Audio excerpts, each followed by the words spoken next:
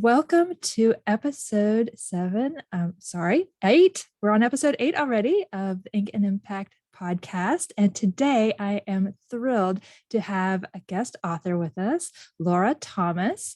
And she is a published Christian author who writes heartwarming encouragement for your soul, especially in her romantic suspense, teen fiction, marriage, and children's books.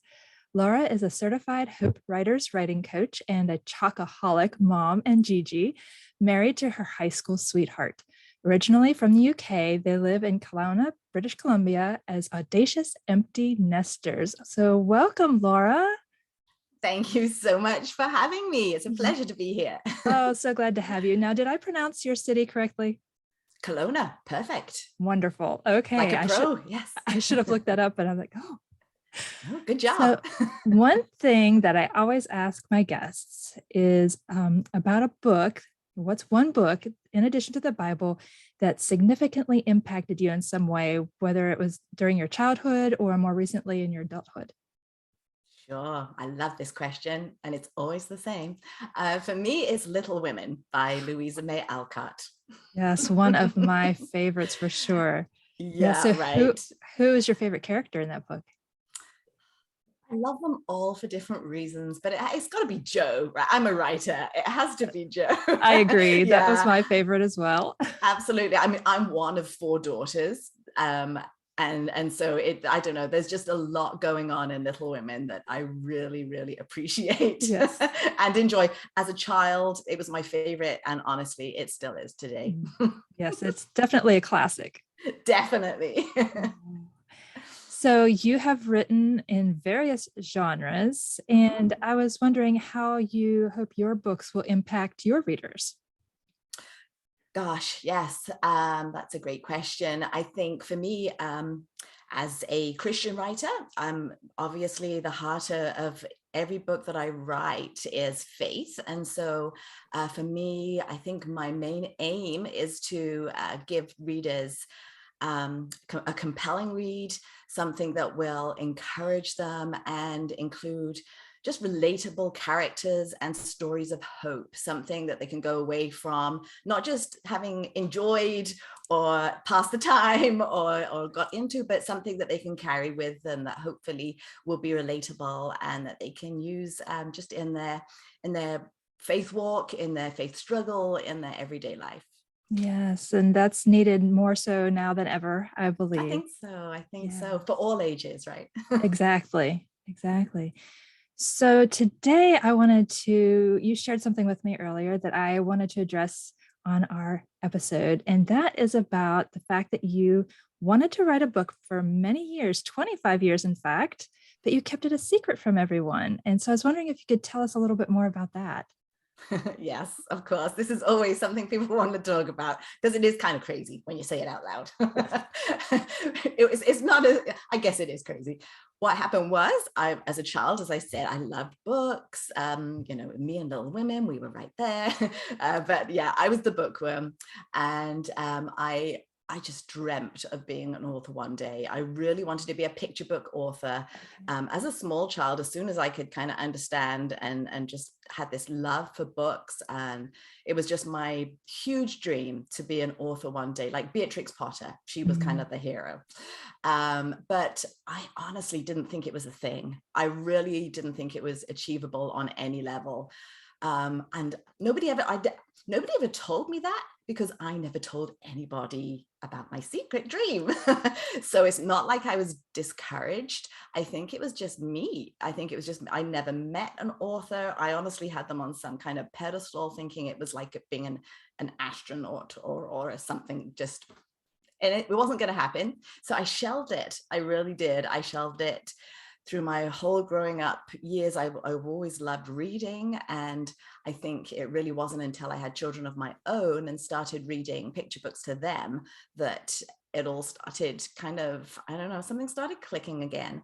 And then it was my husband who actually took me out for coffee one night and said, we were talking about dreams, just life dreams.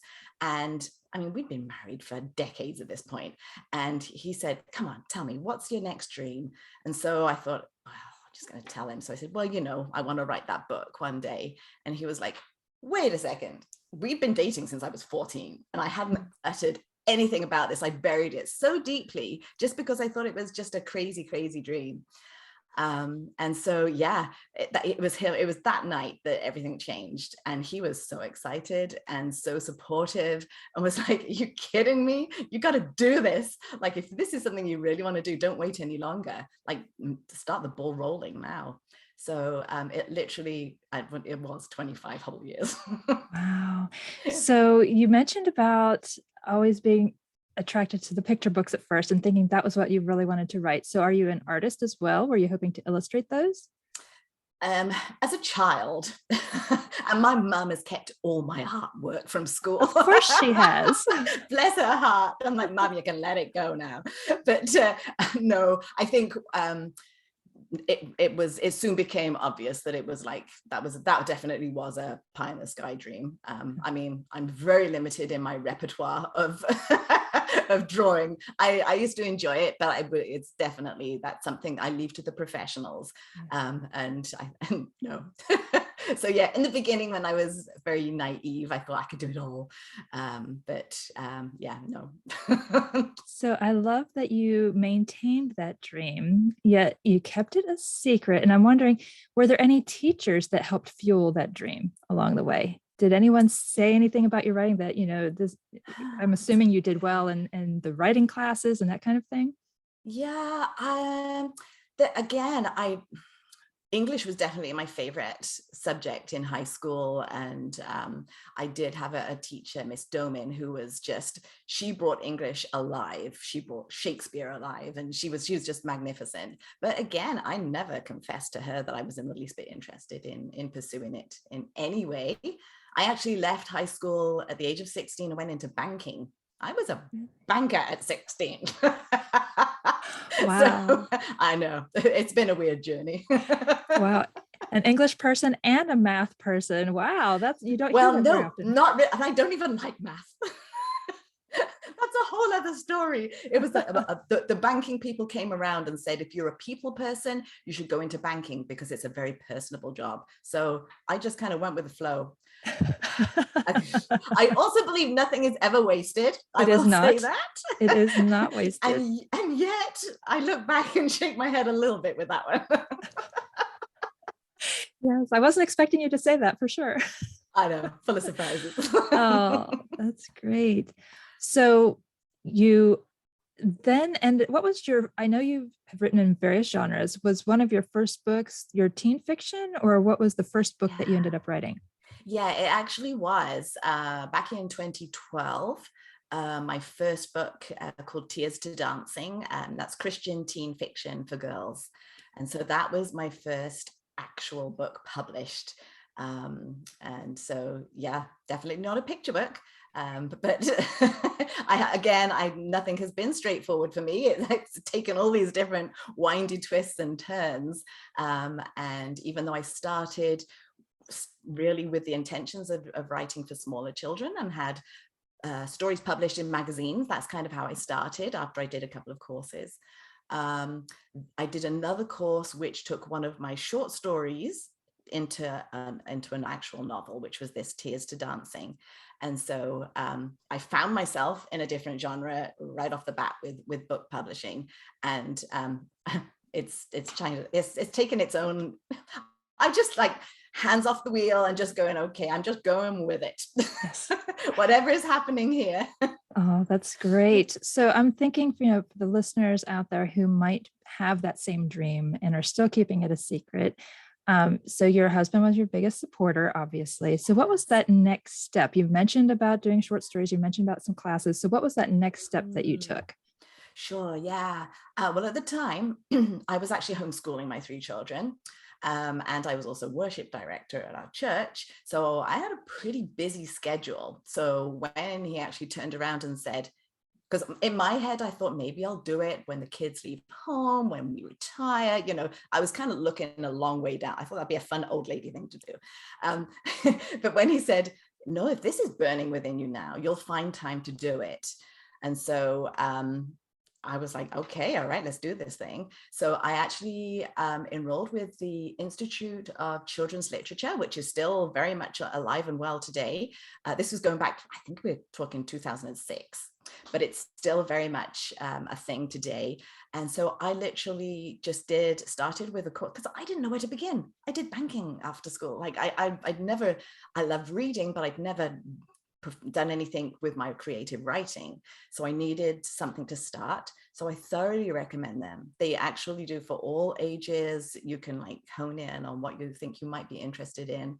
And back then it was correspondence course with mail, actual mail. But now, of course, it's all online. So I literally just wrote in the cracks of time that I had. So everything took a really long time because there was no time limit. So I could take, a couple of months to do an assignment if I needed to do it, to fit in with my schedule, which was ideal.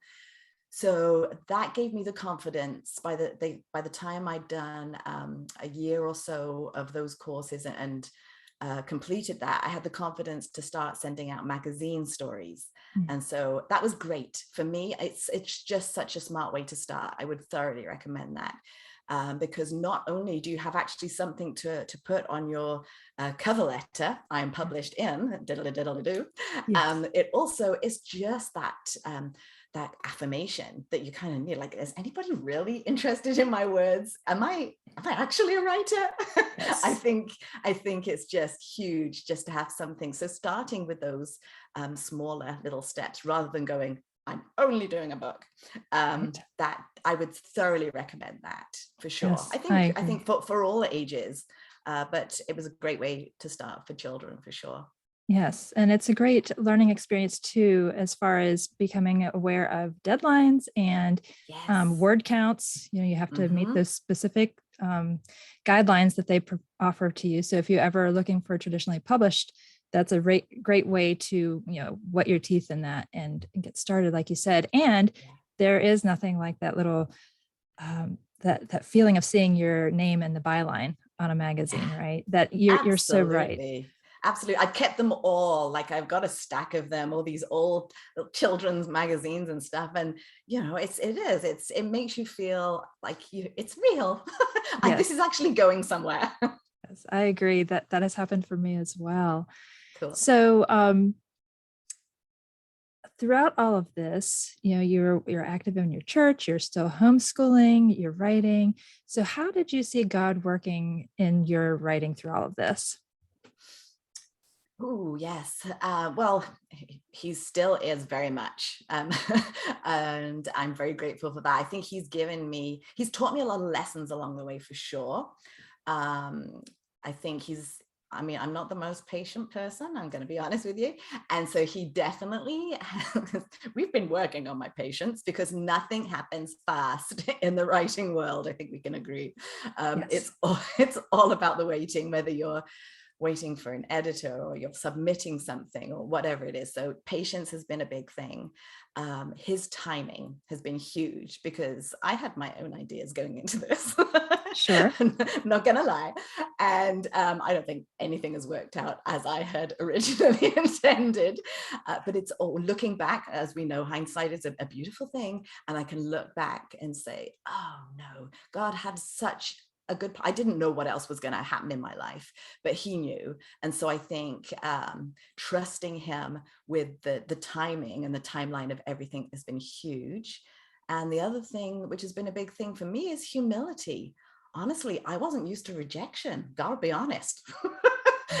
And it's been all the way through and still is continually a lesson in humility, because you got to grow thick skin, you got to learn from the rejections that you receive and just keep taking them on and improving your craft. And so he's definitely still teaching me a lot. yes, as he is with me as well. It's just relying and putting trust in him that he knows the next steps, even when we don't. Right? Absolutely. Yeah, 100%. So once you wrote that first book, I'm wondering, since you'd hidden your idea of wanting to write for so long, did you have any troubles promoting your book, marketing it and letting the world know, hey, I'm now an author? Was that awkward? Was that hard? It definitely helped having an actual book. I think before that, when I was doing the magazines, and that was all really, really great, I think I was a little less kind of confident about saying I'm a writer. It was kind of more of a whisper. I think once I had an actual book, and my publisher encouraged me to get a website. This is back in 2012, so I knew absolutely nothing about websites and blogs and all the things. But she said, "Hun, you need a website." And if you can start blogging, that'll be great. So I was like, all right. And so they didn't teach me this in the courses. So this was very much learning kind of on the fly. But I had like my website is called laurathomasauthor.com. That was what was free. There's several Laura Thomas authors, but that one was free. So I think that actually really helped me. I'm like, hi, I'm Laura Thomas author. Sure. That is my website. And it kind of actually helped me. And then to be able to actually have a physical book, even locally, to be able to do book signings and take them into the local bookstores. And actually, because it was teen, I went into a lot of schools and stuff like that. I think every little thing gave me a little bit more confidence. Actually, schools was probably the greatest, because you go in there, and I put myself in their shoes, because I went in for some younger children as well, and they're like, "Oh, you're a real author," and I got to sign my books for them, and I'm like, oh, I would have been totally fangirling if I was a child and an actual author came in. So that was such a privilege, and I think that just helped me. Don't get me wrong, even today, sometimes it's ooky. I don't like doing the self-promotion thing. It's not my favorite. But I think for me, if I try and give myself the mindset of I'm not selling me, I'm trying to provide something special for readers, something that I believe will help them and encourage them, I think that really helps me because you're not just an author, you're a marketer and a businesswoman and all the things. All the things. But that is such an excellent point. I'm glad you said that. It's not about you as the author, it's promoting that message that God has given you to share with the world. Yeah. So how long did it take you to write that first book? Now, you asked that question, and I had to actually look it up because it was so long ago. And I was like, man, that took me forever. It actually, as I said, it started off as a short story, like 1,300 words maybe, for an assignment for this course that I was doing. And then I decided to take that story to a next course and make it into an actual full-length novel, well, 30,000 word novel. And it looks like it took me almost 2 years, because I was doing it very, very minimally, just when I had, half an hour here, half an hour there. So it was a very slow process, and I was getting feedback for every single little thing that I did. So helpful. It was, looking back, I'm like, this was so amazing. And then I started actually sending it out again. I really didn't know what I was doing. My assignment person said, just start Googling Christian publishers. So that's what I did. And I literally started sending it out to random Christian publishers. And that took about another year. And so it was in about the November of 2011 that I suddenly had, after many rejections, I had the yay. And I can remember the feeling now. I screamed so much. And I hope you celebrated. Oh yes. Oh, did I ever? Yes, it was quite magical. So it was slow and steady. But it's been like, that was 2012, and I'm just about to have my 9th book come out in November. So it's been like boom, boom, boom, boom, boom, and like you said, several different genres. So it's been like a whirlwind since. That's fantastic. And so I am so curious. So you started out with teen fiction, and I know you wrote a marriage book, and you've written some children's books, but now you've been writing romantic suspense novels. So I'm curious how you made that switch. Yeah, I love it so much. I think it was a little bit of curiosity. Okay, so in my in my Christian teen fiction series, the Tears series, in the last one of that, I kind of introduced a bit of a suspenseful storyline in that, which was different from the others. But the story just kind of took on, a life of its own, the way they do. And it ended up being pretty suspenseful. And I was like loving writing it.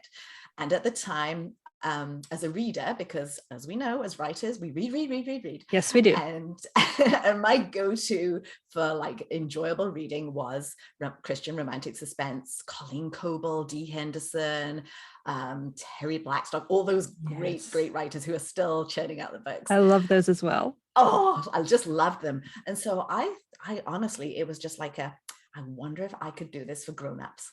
I'd done the teen kind of thing. Right. And we actually went on vacation to Jamaica, a family vacation. And I saw a glass bottom boat just kind of bobbing out there. And I've got a bit of a fear of drowning. It's totally irrational.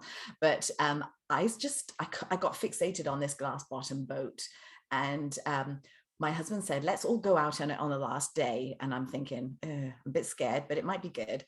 And anyway, long story short, we didn't get to go on it. There was a massive storm. And so it just left me curious, this glass bottom boat. And I know it's a podcast, but you can see this. Yes. This the novel that turned out from that little moment of, I wonder what would happen if something awful happened on a glass bottom boat.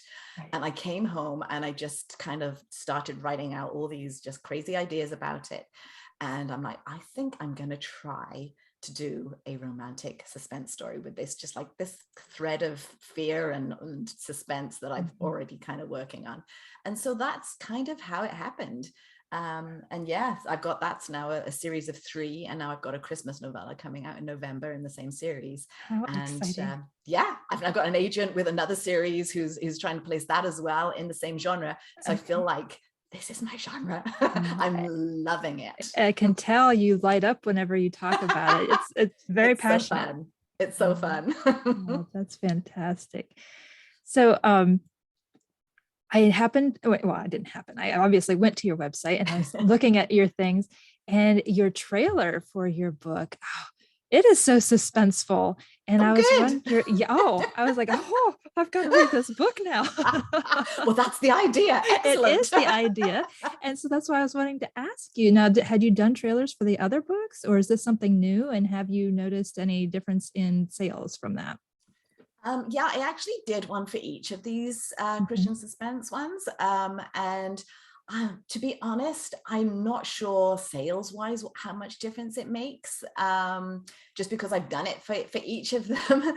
But I'm a very visual creature myself. Like, I have Pinterest boards with all my books, and that's just, I love to be able to visualize stuff. And I think we just live in a world now where it's just everything's video, right? So I think it just made sense for me to try and put a trailer together. And so, I mean, it's very, very doable for any author who wants to do it themselves. I think I use Lumex.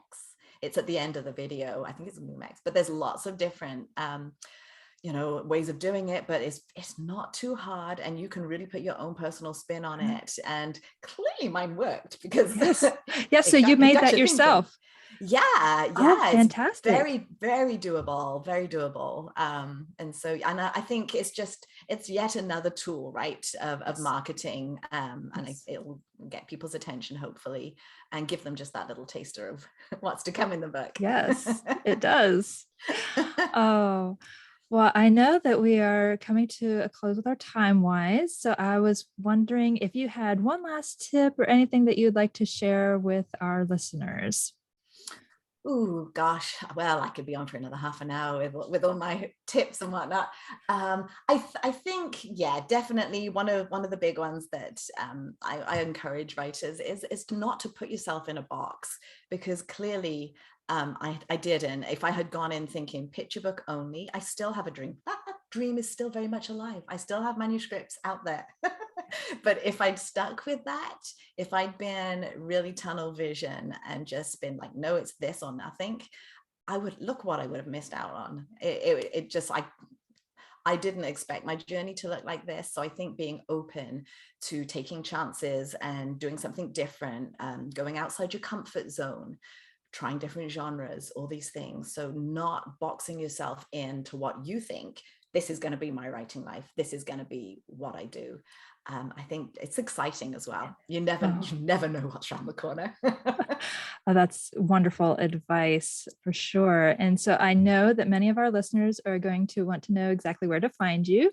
And so if you want to repeat your website address and then let us know where on social we can find you. Oh, sure. Yes, that would be great. My website again is laurathomasauthor.com. I've got everything there. I've got my writing coaching, my books, my blog, all the things. And also I have a monthly newsletter and you can sign up there for it. And every month I do a book giveaway and I have a yummy recipe and book recommendations and all the things. And also you can be kept up to date with all my latest books and what's going on there. So sign up for my newsletter. I'd love that. And then I'm everywhere. All my social links are on my website, but Instagram is probably my favorite, Laura C. Thomas. So yeah, come find me there. And I'd love to, if anybody comes onto my website, I have a contact page and just come say hi. I always reply. So any questions, comments, I'm more than welcome to chat with anybody. Oh, wonderful. There you have it, listeners. Be sure to visit Laura, whether on social or at her website. And thank you so much, Laura, for joining us today. It has been such a pleasure getting to speak with you and learn more about your writing journey. Oh, thanks so much for having me, Daleen. It's been great. Wonderful. Thank you.